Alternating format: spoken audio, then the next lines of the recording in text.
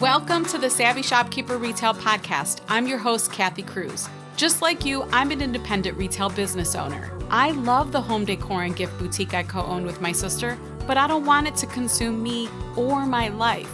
Join me each week as I share lessons learned, helpful tips, and valuable information for your retail business and life. Whether you're buying your products or making your products, whether you're a $25K business or a $2.5 million business, I'm on a mission to help indie retailers work less, profit more, and grow. Let's get started on today's episode. Welcome to episode 168 of the Savvy Shopkeeper Retail Podcast. Why is competition good in retail? I'm your host, Kathy Cruz. Competition in retail causes panic, a sense of not being enough. It causes tension, anxiety, annoyance, fear. Oh, lots and lots of fear. And do you feel yourself tensing up when you think about this particular subject, or when you think about a particular local competitor who does this and causes you to think this way? I know it, I see it, I hear about it from some of you, and I experience emotion around competition sometimes too. We're human, right? More on that in a minute, where I'll share a little bit about my own experience with this. Now, I won't go down the rabbit hole of X boutique who's stealing ideas from Y boutique, and I won't go down that rabbit hole even though I want to. I won't go on a rant about how I think this industry has passed on a lot of programmed and antiquated thinking to current and future generations of indie retailers. That's another podcast episode, although I feel like I'm going to start to dip into this subject in episode 169 as well. Anyhow, I realized that I haven't recorded a podcast episode on the topic of just competition alone. I recently watched the Full Swing series on Netflix with my husband, and whether you're a golfer or not, there was a really good business lesson in watching this series. And I recently joked with master shopkeepers that I'm seeing business lessons in everything lately. I even have a podcast episode coming up where I'll share a business lesson or something that we can apply that also connects to Logan, my bonus son, and sports. And then I did the podcast episode on Luis, the Uber driver. It's just interesting to see what my brain is doing and how it's connecting all of these lessons to business, but I also kind of love it. Anyhow, I think each episode in the Netflix series that I watched, they followed two of the top 100 golfers in the world. And throughout the series, they intertwine the story of the PGA. That's the long-standing American Golf League and organization that has really dominated golf for decades, versus LIV, that's L-I-V, an international golf association that recently emerged and started recruiting PGA players. I think that started happening over a year ago. Even if you know nothing about golf, and even if I'm not getting all of the details correct or perfect around the PGA and LIV in this story, most likely you've heard about the PGA, and that's the Professional Golfers Association of America. Pretty sure in the research that I did found that it was established in 1929, so it's been around for a long time. LIV Golf, however, was established in 2021. By the way, LIV isn't an acronym. LIV refers to the Roman numeral for 54, the number 54. And why the number 54 has significance is because it's the score if every hole on a par 72 course were birdied.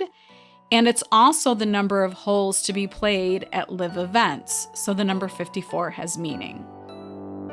This episode is brought to you by the Savvy Shopkeeper Quiz. As a shopkeeper myself, I've learned that there are action steps we can take during specific stages on our retail journeys that help us create efficiency and improve profitability so we can grow. But first, it helps to know which stage you're in so I can help you determine what to focus on. Sign up for my newsletter and take the quiz to find out which shopkeeper stage you're in. You'll get a helpful Savvy Shopkeeper roadmap with a list of helpful podcast episodes and 2 free resources for where you currently are in your journey. If you want to take the quiz, visit savvyshopkeeper.com/quiz.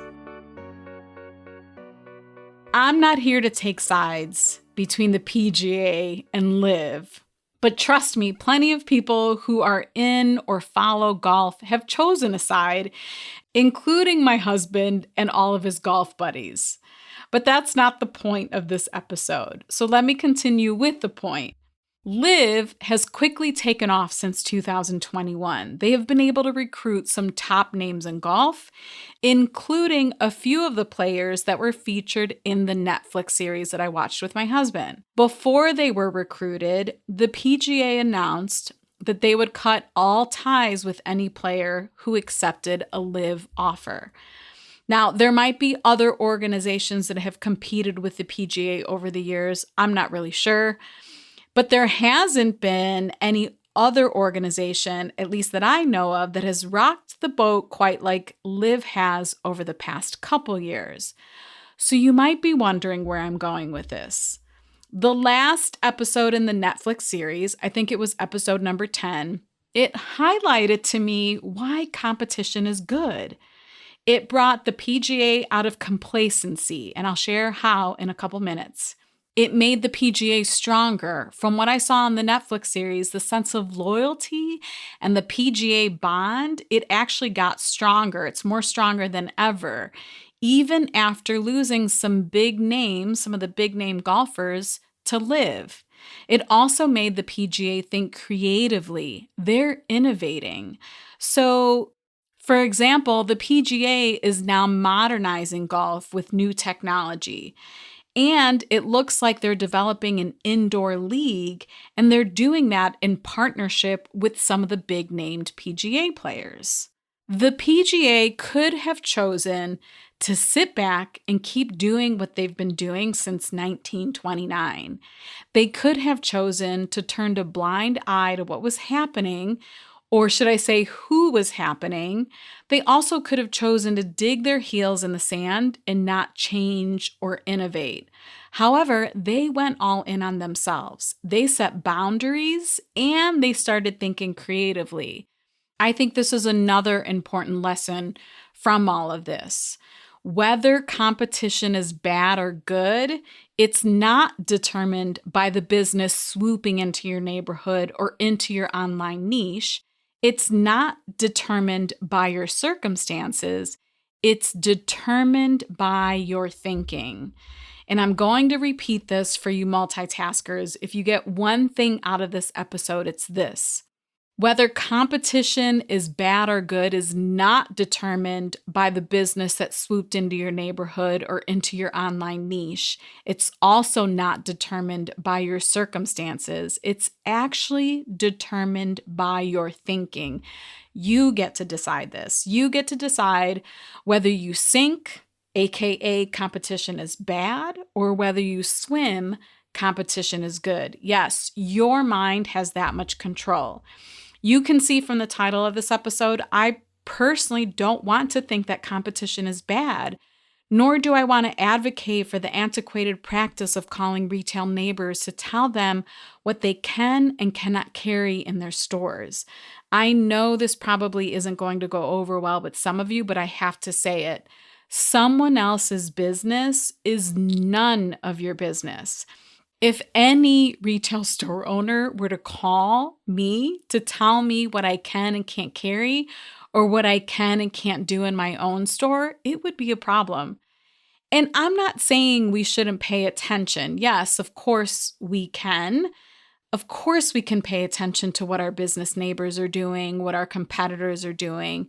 But getting into someone else's business like that, that's a very odd practice to me. And that's one of the antiquated things that I think have been passed on to indie retailers.